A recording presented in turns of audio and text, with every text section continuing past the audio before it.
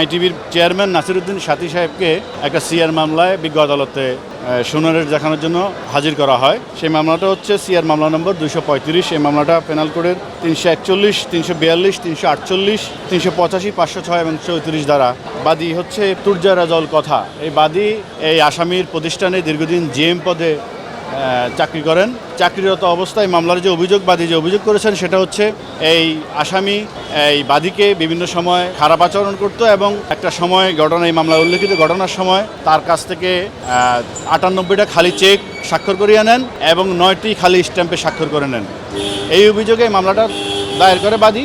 সেটা প্রথমে সিআইডি কর্তৃক তদন্ত হয়, ডিবি কর্তৃক তদন্ত হয়। ডিবি তদন্ত দেওয়ার পরে বাদী এটাতে নারাজি দেওয়ার পরে পিবিআই তদন্ত করে মামলাটা সত্যতা আছে মর্মে রিপোর্ট দেয়। পরবর্তীতে আসামির বিরুদ্ধে ওয়ারেন্ট হয়। আসামিকে যেহেতু অন্য মামলায় গ্রেফতার আছে, বিজ্ঞ আদালত এই মামলায় শুনানি দেখা হয়। আসামির পক্ষে জামিন আবেদন করার পর উভয় পক্ষের শুনানি অন্তে এই মামলাটা আসামিকে সিডব্লিউ মূলে জেল হাজতে প্রেরণ করেন এবং জামিন নামঞ্জুর করেন।